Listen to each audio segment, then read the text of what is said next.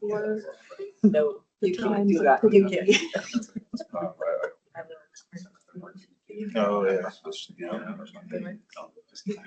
Yeah, right. Okay, good morning, Chair Ballendorf, members of Garrett, Holmes, staff, and guests. The lobbies are open and the recording has begun. Good morning. Thank you, Gretchen. I'll now convene the Washington State Liquor and Cannabis Board meeting for Wednesday, July 1st, 2026. We have a very full agenda today. And so before I kick us off, I do want to recognize all the enforcement and education staff, both in the room and online today. Glad that you could join us to help celebrate years of service for Paul Magro and Matt Murphy today. So we'll get to that in just a moment, but really glad that you're all here again, both in person and online. Okay, before we get to that, I would like to see if there is a motion regarding approval of the meeting minutes as listed on the agenda today. This is Ali. I move approval of the meeting minutes as listed on the agenda. All right, do I have a second? Yes, I second the motion. Okay, and I concur, so that is approved. So we'll move right into our years of service, public service recognition. And the first one is Larry Grant, who is going to be presenting on behalf of Paul Magro. Now, before we start that, I will say that, you know, these meetings, we get a lot of business and busy work that we have to do as part of our role here. But one of the things that I enjoy most is the public service recognition, because it's a big deal. It's really important. And I think it's an honor for us to be able to hear from you, hear from your leaders, and hear about your years of service. So with that, I'll turn it over to Director Grant. Thank you. Come on up here, battle buddy. You gotta stand up here when we do it. And we hope that people who are getting a service award today will have a few words to say. So no pressure to do so, but you're welcome to. I have given the challenge that he has to cry, so we'll see what happens. Good morning, Chair Ballendorf, board members Garrett and Holmes. We're here to recognize Paul and Matt, and I want to start with Paul first, who basically has been in some form of service since he was 18 years old. Paul hails from, we joke about flyover states, he hails from central United States, from Kansas area, but Paul has been involved with the military since he was 18 when he first enlisted. Started out as a military intelligence soldier, came to his senses and became a military police soldier shortly after. Strangely enough, Paul and I, we realized we were assigned to the same location in 1996. I was a brand new soldier at Fort Lewis, Washington, and Paul was a traffic collision investigator there. So that's basically where his law enforcement career started. After leaving the Army, he loved Washington so much that he decided that he wanted to initially work for the State Patrol as a WSP communications cadet. Came to his senses again and joined LCB a year later. He worked the Cowlitz County in the Vancouver area across many of the retail liquor and a little bit of tobacco. Since then, Paul has worked almost every division in E&E. He's done MIW, he's done tobacco, he's done cannabis. And Paul is one of the few managers we've had that's moved around the state. So he started out in the Vancouver area. He moved over to Vancouver to take a lieutenant position. Moved up to Olympia to take a lieutenant position. Spokane, the captain, and then back here to the region captain position. In 2023, he was selected to be the deputy chief. And I think for me, he was one of the first people that I met when I joined the team. For me, I think the only thing that I remember is sitting at Starbucks in Lacey and him saying, hey, we are not going to let you fail. We are here to make sure that whatever you need as far as getting onboarded and getting up to speed with the mission we're here to do. And that's what I've experienced. At 7 o'clock in the morning, you can expect two things. You can expect Paul to sign on to the radio before me, and then you can expect me to sign on. At 1700, generally he signs on after me or signs off after me. So I don't know if it's a competition or what, but Liquor 1 and Liquor 2 are in a race to see who's going to be the first to sign on and sign off. Paul has an amazing family. When he's not at work, he's like a home improvement guru. I have heard about laying concrete pads and building pools and giant playhouses and putting up fences. at his home with his wife for 28 years. 4 sons, 4 grandbabies now? Or 3? 5 now. And 2 dogs, a tarantula who's no longer with us, and a turtle. I had to mention a tarantula because he wanted to make sure the tarantula's not with us anymore. But Paul is a integral part of this team, been part of the unit for quite some time. And the one thing that I will say is we have a PS5 office manager who's been out there that we've been filling the position for lately. This person is a hub position. They hire, they manage budget, they manage vehicles, they manage contracts. They do a little bit of everything. And with us trying to fill that position, Paul has stepped into that void. And I got to tell you, Jim, we have not missed much, sir, when it comes to the work. He is hiring folks. He is doing background inspections. He's reading every packet and getting them to us, especially with fiscal year closeout, which tells me that he's been involved in this work for so long that he actually still knows the work. So with that, I want to recognize him for 20 years of service and give him an opportunity to say something. Give Paul a hand.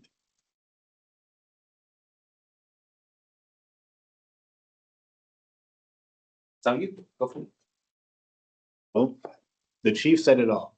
Chair, members, all guests, I appreciate it. I've overly enjoyed the last 20 years that I've given to the state, 2 decades almost with this agency. The friends, relationships, this agency is like a family. So I would highly recommend it to everybody. I would highly recommend the career paths and continuing forward with the connections that we make and we continue to make. The work that we do is very important. So I couldn't have said it better. What the chief said. Yeah, I've been in serving in the government form one way or another for most of my life, and I don't think I'd go back. I enjoy it, and I look forward to many more years here. Thank you very much. Thank you. That's wonderful. Paul, before you leave, just a couple of comments from myself, and then I'll give other board members an opportunity to say a few words. I started at the LCB at the closing end of COVID, and the very first event on my first day here was a drive-through recognition out here in the parking lot here. And that's when I first met you. I met you on day 1 and we had a conversation, and it had an impact on me, and it still does today. And every conversation, we've had an opportunity to have many conversations over the years, both during your time before you became the interim and then in your current role. And I have valued that. I've learned a lot from you. I've learned about your family. I've learned about the work that you do. And I have always valued that and come away from those conversations feeling like I have learned some things and feeling better prepared as the board chair, etc. So I really do appreciate your work and so grateful that you're here. Thank you, sir. All right. Any other comments from any other board members this morning? Just a thumbs up and smile. So thank you for your service. Absolutely. And for the chief, I am crying on the inside. He almost made me cry when he said something earlier. So, one of us will cry today. All right. Thank you. All right. We'll move on to Captain Matt Murphy, and Jennifer Dubé is here today to say some words. All right. Matt, would you show yourself on video? If possible. Maybe it's not working. So Take him up there. No, he's stood up absence. okay, great. Thank you. Good morning. Good morning. I am honored here to talk about Matt Murphy. I actually got to sit on his interview panel. So yes, he was, I saw potential there despite his Abercrombie and Fitch days when he was in retail. Not one of my favorite stores. So Matt started, actually today is exactly 20 years. So it was July 1st, 2006. So yeah, it was really awesome. I was his first FTO as well as WG Paul Negrel. So I must have done something right, because these two are awesome people. I was the very first person he saw, brought him to headquarters to get signed in. He went to the Idaho Police Academy, so we couldn't get into the Seattle one, so we would send them to Idaho Police Academy. We flew over to Boise for graduation, where I got to meet his family and the first baby of 3 girls. So I can't believe she's 20. She's in college now. I know. So it's like you watch this Crazy. family grow up. So it was really fun. He was in Seattle, where I did FTO him. So we used to do postings when a licensee would apply for the license, and we would post the public notice. And he still talks about his first public notice, the most tactically sound public notice posting ever completed. He takes his job pretty serious. He learned quickly. Learn public service often begins with fundamentals, and this was one of the first things that he did. He was in Seattle with us in 2026. He moved to Wenatchee in 2027, where his family was from. He was in the liquor retail unit, and we do a lot of undercovers. Now, Matt is pretty young. He was pretty young when he was hired. He's 20 years older. So he would do undercovers with CW, Central Washington University and stuff. He was young, he looked like a college kid. There was an incident, he went there and he was talking to a group. You always have to infiltrate the groups and stuff. He was talking to a group of young kids and they're like, hey, yeah, we're under 18. We've got this, and that's party. And he goes, somebody said, well, I think the liquor board is out tonight. As far as we know, it could be you. And he's like, well, like, unfortunate for you. Yes, I am. And you're all busted. So pretty funny story. But anyway, so he likes to talk about that. Throughout his career, he embraced opportunities for professional growth and leadership, becoming a DT instructor in 2010. This is one of his most rewarding positions. As a sergeant, an FTO, and I understand that being an FTO, field training officer as well, it's very rewarding to coach your peers in the future. He became a master defensive tactic instructor in 2017 and a liquor lieutenant in 2018. He's part of our peer support team, 2019, and acting captain in the Eastern region in 2020, which was during COVID. And, as a newbie, a commander, he had to deal with protests going on at the Spokane office, the Yakima office, the Pasco office, and one of his employees' office. So we threw him into the wolves to deal with some things. So he had done a great job. He did so well that we actually hired him permanently in 2022 as the cannabis captain. He does a great job there.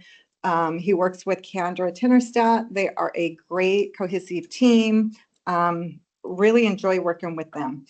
All while promoting throughout, doing all of this in work. He also got his master's degree during this time in public administration. So a lot of hard work professionally and personally for him.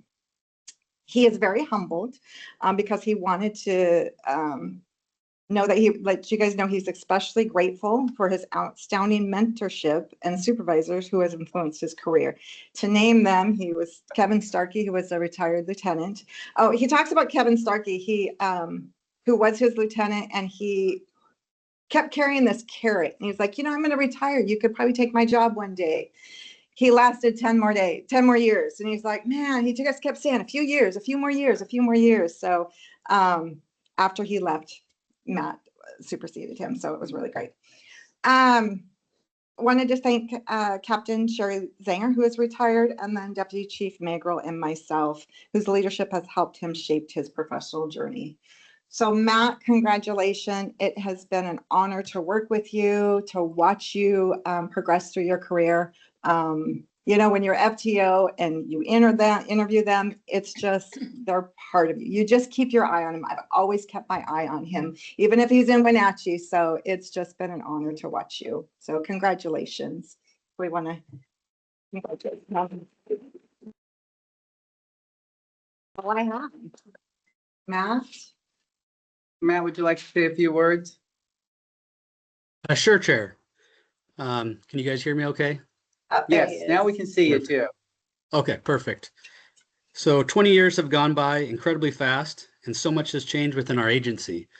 I started with the Washington State Liquor Control Board at the Liquor Distribution Center, as DC Zubey said. And today I have the opportunity to help regulate the cannabis industry. Back in 2006, I never would have imagined that would be part of my career.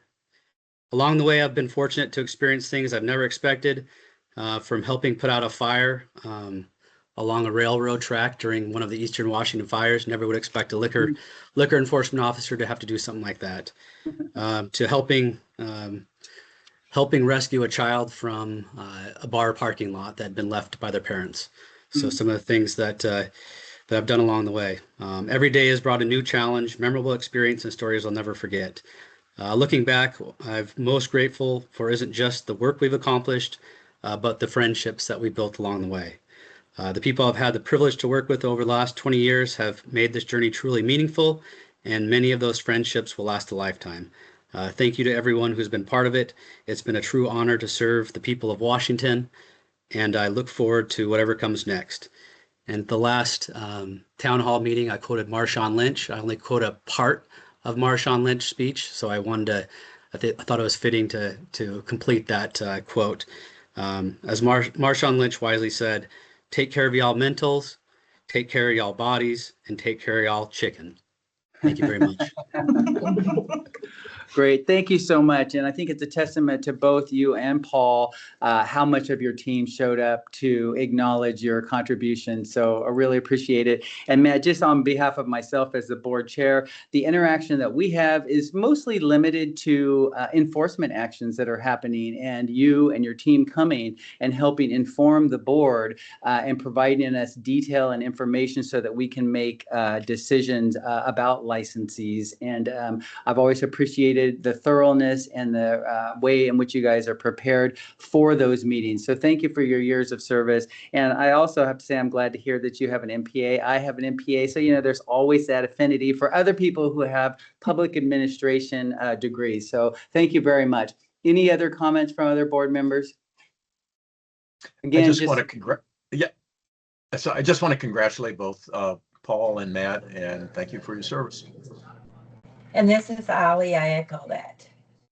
All right. Thank you so much. All right. We will move on with the remainder of our agenda today. You all are welcome to stay for the entire meeting, or if you choose to, you can also depart.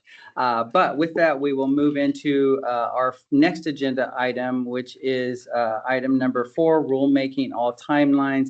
And so today we have Kevin Walder, Policy and Rules Manager, who will brief us this morning. Nice to clear the room when I come up here. You're going to take it personal here.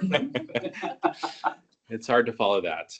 Anyhow, good morning, Chair Bollendroff and board members Garrett and Holmes. As we make our way into July now, the rules team is down to 13 open rules projects at various stages of development, starting with the cannabis rulemaking. Coming up this Friday, July 3rd, the recently adopted cannabis advertising rules implementing Senate Bill 5206 will take effect. Since the rules were adopted last month, E&E has developed a guidance document that the rules team provided feedback on to assist licensees in ensuring compliance with these new rules. Also on July 3rd, the informal comment period for the agricultural cannabis cooperatives rulemaking implementing engrossed House Bill 1941 will come to a close. We are coordinating with our counterparts at the Department of Agriculture, given that both agencies are named in the bill, and the project team will be working to finalize a draft ahead of stakeholder sessions to be announced in the coming weeks. Then we've got the rulemaking to implement engrossed substitute Senate Bill 5403, limiting financial interest agreements for cannabis retailers, which remains a heavy focus as we continue working towards the next draft.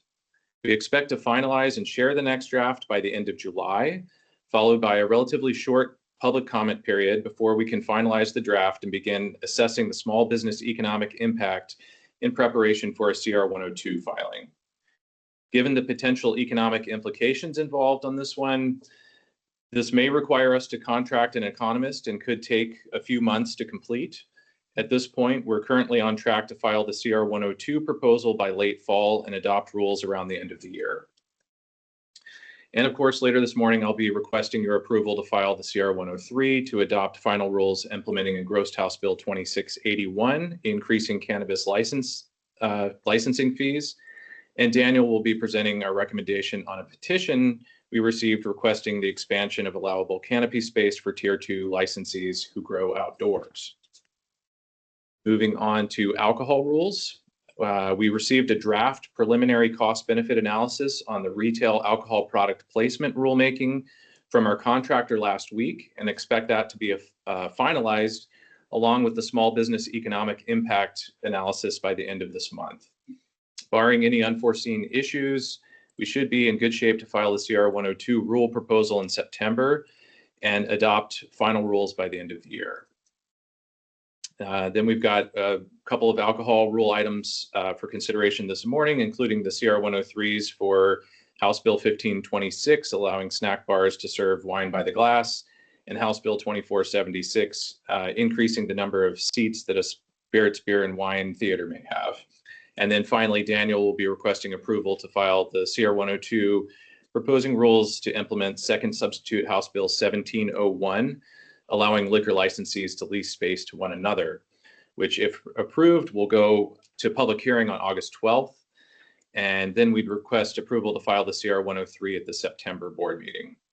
So that should do it for now. I'm happy to answer any questions that you may have. Thank you, Kevin. Any questions for Kevin? Seeing no questions, we will move right into our next agenda item, which is action item A, and that is seeking board approval for CR 103 for the 2026 expedited legislative implementation of House Bill 1526. All right. So on behalf of the director's office, I'm requesting approval to file 3 CR 103s to adopt final rule amendments necessary to implement 3 bills passed earlier this year. The first one for your decision is House Bill 15, implementation of House Bill 1526, which allows snack bar licensees to serve wine by the glass in addition to beer in open bottles or cans, and requires us to amend WAC 314-02065. Because the proposed rule changes are explicitly dictated in statute and the board has no discretion regarding implementation, these rule amendments qualified for expedited rulemaking, and the proposed rules were filed via CR 105 on April 22nd and published in the Washington State Register on May 6th. Accordingly, no changes to the proposed rules were made. And if approved, we will file with the Code Revisor's Office today, and the rules will become effective immediately. All right, any questions for Kevin this morning? All right, hearing no questions, is there a motion regarding the CR 103 for 2026 expedited legislative implementation? Yes, this is Pete. I move we approve the CR 103 to modify the snack bar liquor license as discussed. All right, do I have a This is Ali, I second. Okay, and I also concur. So the motion passes unanimously with a vote of 3-0 for the CR 103 as listed on the agenda. All right, thank you, Kevin. We'll go ahead and move to the next agenda item, which is action item B. And this is regarding seeking board approval for CR 103 regarding legislative implementation about beer and wine theater licenses. Right. So the same applies. This was part of the expedited rulemaking process. Engrossed substitute House Bill 2476 increases the maximum number of seats that a theater can have to qualify for a spirits, beer, or wine theater license from 120 to 200. And it requires amendments to WAC 314-02087. During the 45-day public comment period, we did receive a comment on this one, which we respond to in the concise explanatory statement included with the filing package. And this public comment requested that the statutory electronic ID scanner requirement be amended in rule to allow alternative methods of ID verification in the event of a power failure or software malfunction. After consulting with E&E, our response in the CES was that while we can't change the statutory requirement, enforcement staff do have discretion in these matters. And if the failure to use the electronic ID scanners was the result of a power outage or something beyond the licensee's control, no violation would be issued. And in most cases, our enforcement officers would offer education to the licensees and give them an opportunity to come into compliance before any violation would be issued. Right. So accordingly, no changes to the proposed rules were made. Okay, great. All right. Any questions for Kevin? All right, seeing no questions, is there a motion regarding the CR 103 modifying the spirits, beer, and wine theater license? This is Ollie. I move that we approve it. Is there a second? This is Pete. I second it. Okay, and I concur. So the motion passes unanimously on a vote of 3-0 and is approved and adopted. All right, Kevin, you've got another one, action item number C, which is modifying cannabis producer, processor, and retailer license fees. All right. So this one, engrossed House Bill 2681, increases license fees for cannabis producers, processors, and retailers. And it required amendments to WAC 314-55, 075, 077, and 079 respectively. We did not receive any public comments on this one, so the rule proposal will be adopted as proposed. Great. Questions? All right, seeing no questions, is there a motion regarding approval of the CR 103 modifying cannabis producer, processor, and retailer license fees? This is Pete. I move as per the discussion on the CR 103. Second? This is Ollie. I second. All right, and I concur, so the motion passes unanimously on a vote of 3-0, and the rule petition is adopted. Or excuse me, the CR 103 is adopted. All right, we're going to now move on. Thank you very much, Kevin. To alcohol-related rulemaking, and action item under item A under alcohol-related rulemaking will be presented by Daniel Jacobs, Policy and Rules Coordinator, and it's related to liquor license premises. So Daniel, I'll turn it over to you. Thank you, and good morning, Chair Vollendroff, members Garrett and Holmes. I'm here this morning on behalf of the Director's Office to request approval of the CR 102 implementing Second Substitute House Bill 1701 on leasing liquor premises. If approved, it'll be filed today, and there will be a public comment period open until August 12th, when we will hold a public hearing at 10 a.m. Assuming the public hearing goes well, we anticipate requesting approval for filing the final rule language during the September 2nd board meeting, which would have final rules in effect October 3rd. 1701 amends RCW 66-24010 to allow liquor licensees to lease real or personal property to other liquor licensees, including parts of the operating premises, while continuing to operate. So as an example, a beer wine restaurant that owns a building consisting of 2 or more separate spaces can rent out one of the other spaces to a bar, for instance, while continuing to operate their restaurant out of the other half. The new law specifically states that liquor licensees can lease out their kitchen space, but clarifies that it's the kitchen space being leased and not the food service requirement, which is a subject of separate rulemaking. The statute also identifies certain requirements around leasing kitchen space and certain conditions and requirements of leases in general, including what leases can and cannot include, and providing the LCB with authority to require submission of lease agreements. RCW 66-28-295 was amended to state that breweries, wineries, and distilleries are also now expressly permitted to rent out a separate space to a retail liquor licensee. The CR 101 was filed on April 13th via the authority delegated to the Director's Office to file CR 101s on implementing legislation, and we received no comment during the informal comment period. We publicized draft rule language at the end of May, sent out invitations to stakeholders engagement, and held those engagements on June 8th and 11th, and we received no questions during or after those sessions. The proposed rule language consists of one new rule, which will be at WAC 314-02006, and changes to two existing rules, WAC 314-07020 and WAC 314-12-140. The changes to the two existing rules are adding language which says that leasing property to other liquor licensees is allowed, as well as adding references to the contract kitchen rulemaking, stating that neither of these instances run afoul of the rules. WAC 314-02006 does the following. It defines the relevant terms such as lessor, lessee, and lease, borrowing these from existing statute on leases, and it defines a person to include an LLC, which is slightly broader than our current statute in Title 66.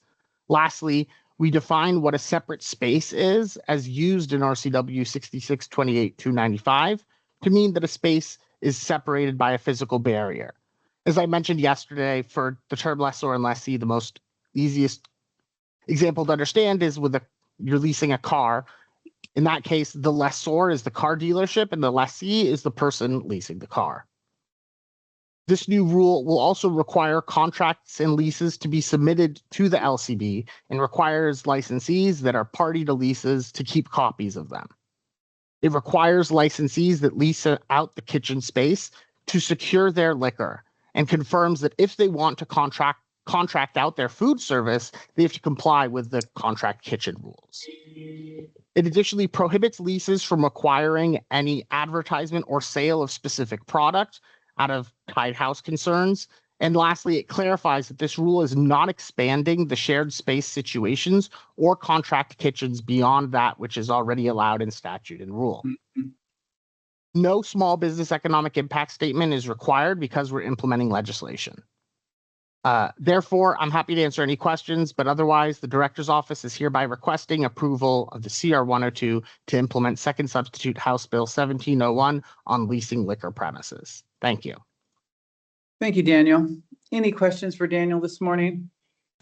All right, seeing no questions, is there a motion regarding the CR 102 for leasing liquor premises? This is Ali. I move that we approve the CR 102 as discussed. All right, is there a second? This is Pete. I second.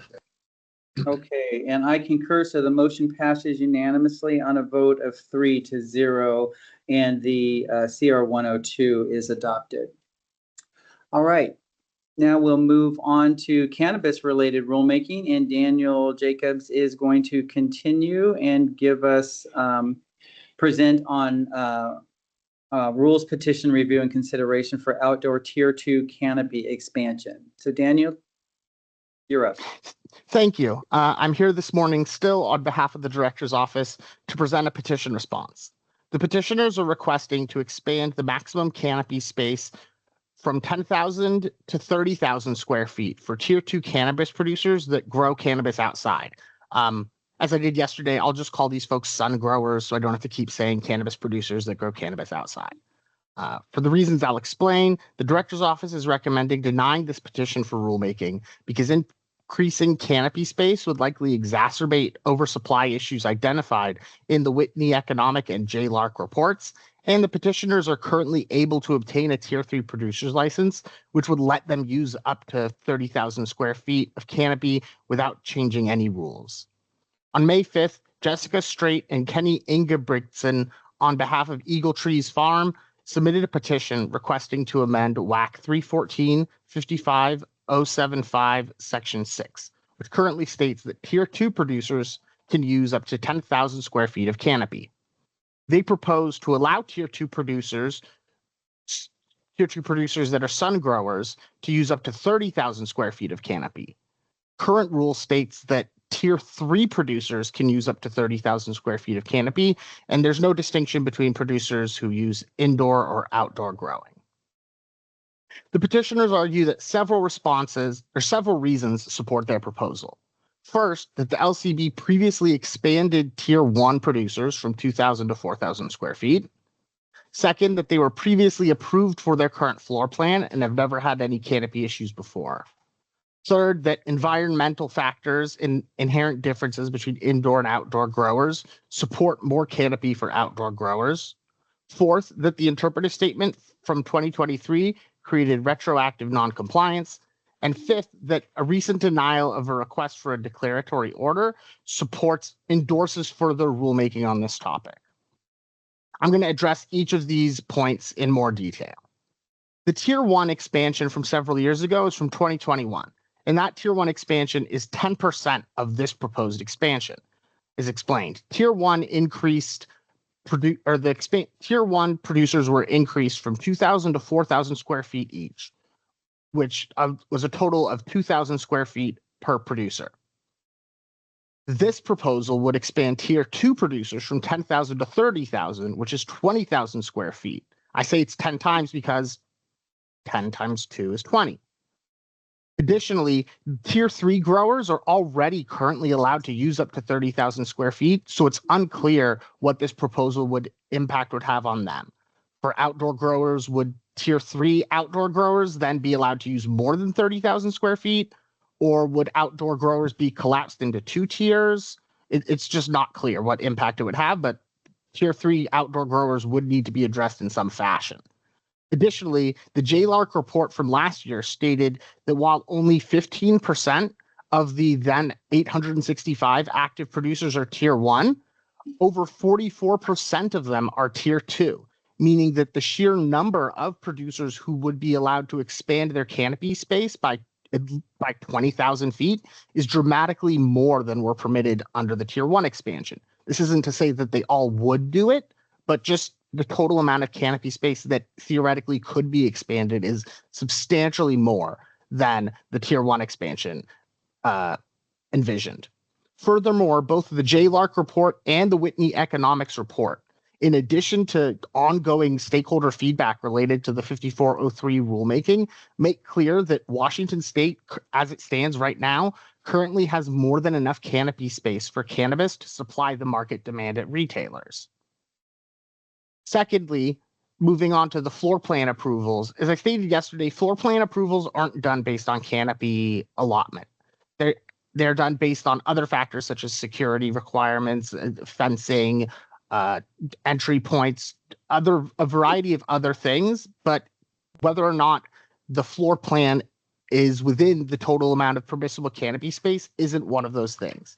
But even if it was, and it was approved back then, we don't have a grandfathering process in rule. Just because something is compliant or if we haven't identified a violation previously doesn't exempt you from a violation being identified in the future. Third, as I've mentioned, rules don't currently distinguish between indoor and outdoor growers.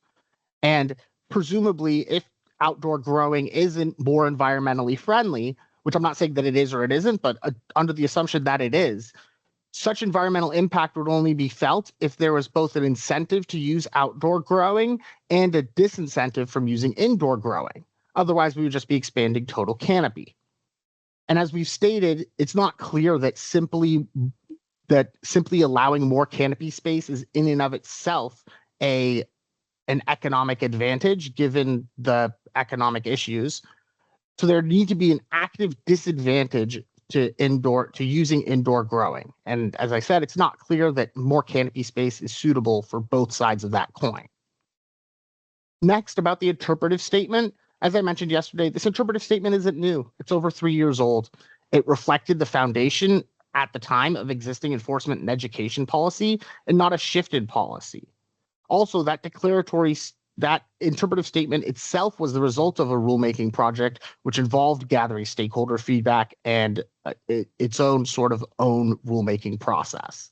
Again, even if it was a change in policy, if you wanted to say that, which I would disagree with, it was a change of policy that happened 3 years ago. This isn't something that happened in the last 6 months.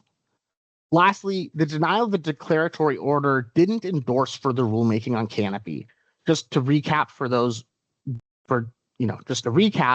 the party to the declaratory order requested that LCB issue a declaratory order stating a certain interpretation of canopy that LCB has historically not endorsed. Not that it's relevant, but it involved whether pathways were considered part of canopy. And the denial of the declaratory order said that if LCB were going to endorse such an interpretation of canopy, that the best way to accomplish that would be through formal rulemaking. But that's not the same thing as saying that LCB should do formal rulemaking at this time. It was simply saying that if that were your goal, then rulemaking would be the best way to accomplish that goal. But again, that's not the same thing as saying that you should do rulemaking. And lastly, as I mentioned, petitioners currently can obtain a Tier 3 license from the open market and transition their license from Tier 2 to Tier 3 through existing licensing processes. I've talked to licensing about this.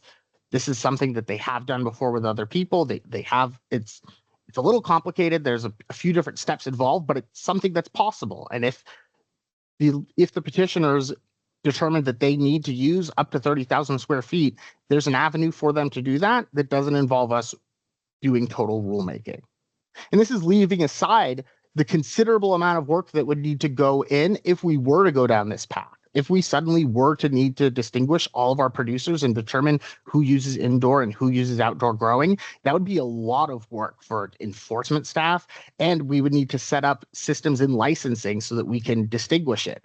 We asked our licensing staff if, just for purposes of analyzing this petition, if they could give us a ballpark of who's indoor and who's outdoor growers just by any data that they currently have. And they said they really don't have a way to do that right now because they don't keep track of it.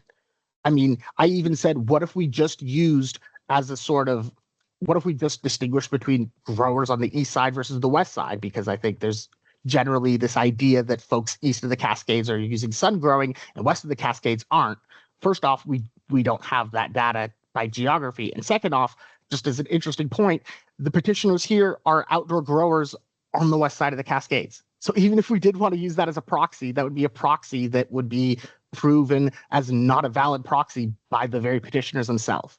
So if we wanted to distinguish between indoor and outdoor growers, that just by itself would be a whole lift of internal agency staff that we frankly don't have the resources for right now. As such, the director's office is recommending that we deny this petition for rulemaking submitted on May 5th to amend WAC 314-55075 to allow Tier 2 sun grower producers up to 30,000 square feet of canopy because it's not needed for the cannabis market in Washington at this time, and the petitioners have a mechanism within existing rule to adjust their current license to let them use 30,000 square feet if that's what they need. Thank you. I'm happy to answer any questions. Thank you, Daniel, for that briefing. I see Board Member Holmes has a question. I just had a comment. I wanted to disclose that after yesterday's caucus, I received a very thoughtful communication about the petition. It does not change my support for the director's recommendation that we deny it, but I only pointed out to suggest that it's a clear example of where these kinds of responses would be very helpful in time, in written comments within the comment period or at the stakeholder hearings and whatever other opportunities we offer. So I will share it with the director for response. And of course, with my board members if you're interested, but again, it didn't change my conclusion and support of the director's position. All right, thank you very much. And I echo that, just reminding people that we value public comment and we seek public comment, and please use that as an opportunity to communicate directly with the board regarding issues such as this. All right, thank you. Any other comments or questions? All right, seeing none, is there a motion regarding the rule petition and regarding outdoor Tier 2 canopy expansion? This is Pete. I move the board accept the director's recommendation to deny the petition. This is Ali, I second. Okay, and the chair concurs, so the motion passes unanimously on a vote of 3-0, and the rule petition is denied. All right. that concludes the agenda for today. So thank you very much, everyone. Meeting is adjourned.